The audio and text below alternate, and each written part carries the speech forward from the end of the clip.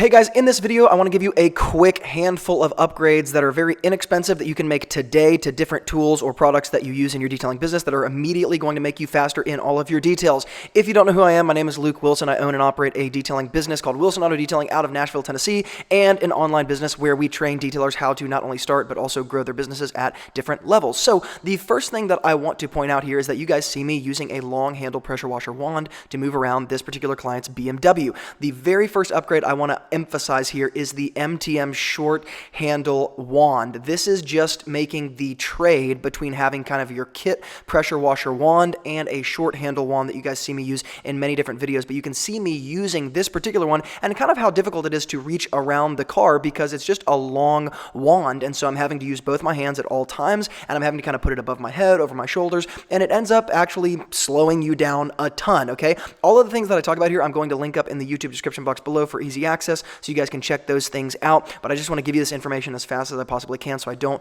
waste your time and you just get value here. The second thing I want to point out here is not only am I using the kit pressure washer wand that you see me using here from Sunjo, because that's the electric pressure washer I'm using, but I'm also using a kit hose. The problem with the kit pressure washer hose is that not only is it super stiff, so it's hard to walk around the car because it'll kink or it'll kind of get caught under a tire and it's hard to move out from under those things or unkink in some sense, but it's also not the highest quality hose and it can actually start to bust if you are not using it correctly. Even if you use it correctly, it kind of has a tendency to tear in certain areas. And so I suggest the Uberflex Hose 50-foot hose. Okay, this is just a super malleable, super flexible hose. It costs, I don't know, under $50, and it is super, super easy to move around the whole car with that hose, and you can keep that pressure washer obviously in one single place if you are using that hose. It makes everything so much simpler. Now, the third thing that I want to point out about kind of this upgraded pressure washer setup is using quick disconnects is going to make things so much easier for you. And in my opinion, if you are using the Sunjo pressure washer, which is just a cheaper electric pressure washer, which is really great for entry-level detailing, and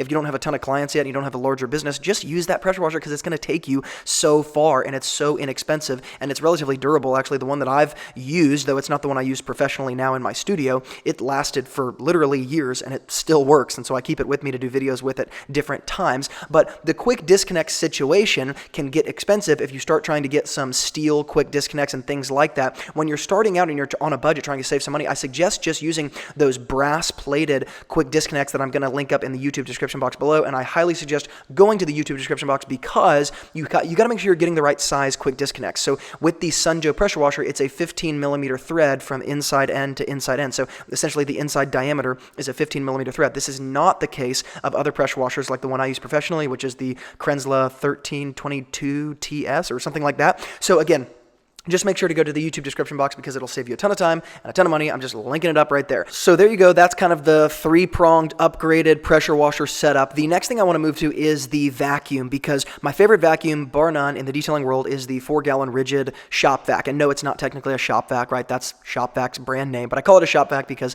that's kind of the type of vacuum we associate with it, like that big garage, detailing-esque vacuum. In the detailing world, there's different, options for vacuums that can literally get up to the thousands of dollars. This is without a doubt, I think it's 5.5 horsepower and it is super small, 4 gallons, and it works incredibly. I have used literally the same vacuum. I have two of them, but I've used one of them for literally 7 years and it has never gone out on me. And I do not treat this vacuum well, okay? I beat it up, alrighty? Now, the first upgrade I want you guys to make to your vacuum is upgrading the vacuum hose. The kit hose that comes with the 4-gallon Ridgid shop vac is black and it's super malleable. So it's like really thin plastic. It's like that corrugated tube plastic.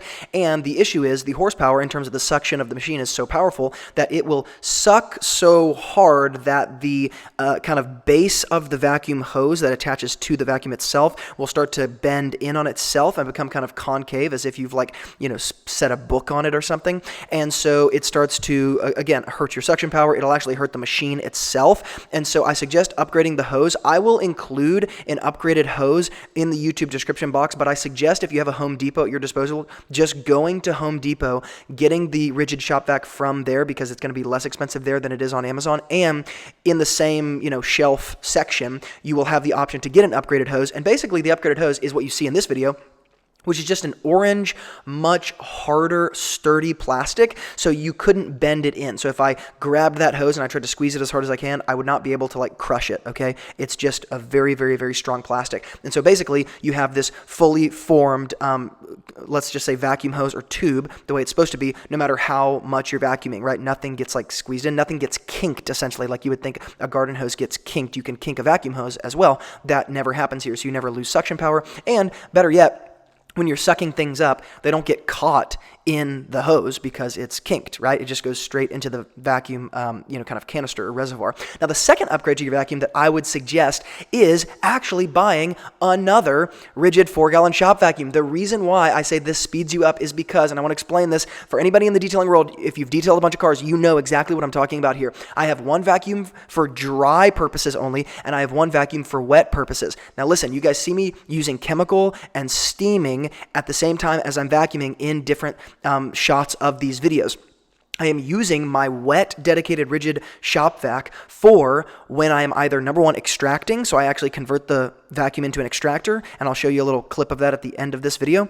Or secondly, if I'm steaming, using chemical, and doing all this stuff that you see me doing in this video and vacuuming at the same time, because then I can have a wet filter inside that vacuum, use my chemical, use my steamer, and rather than having to like wipe up a bunch of crumbs and stuff with a microfiber towel, I just grab my wet vacuum and I suck all the chemical up. I suck all the leftover water up from the steamer, and it just is kind of this nasty vacuum, if you will, but it's dedicated for that purpose only, so I don't care.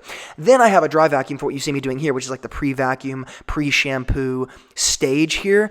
Nothing is wet, right? The problem is in the detailing world, you are often having to get things wet to vacuum them up. And so years ago, I decided, I'm just going to get a dedicated wet vacuum cleaner to make this happen a lot easier because, holy cow, if I've got two, I can have, just like I have my detailing brushes, a set for dry and a set for wet, and it makes everything so much easier, and it speeds me up dramatically because I'm not trying to like dance around my vacuum, trying to make sure I only vacuum up the dry stuff and making sure I'm not damaging anything. So guys, all of the stuff that I listed in this video will be listed in the YouTube description box, but like I said, there are some things that are cheaper in store, like Home Depot Ridgid shop vac, so I highly suggest doing that if that is you.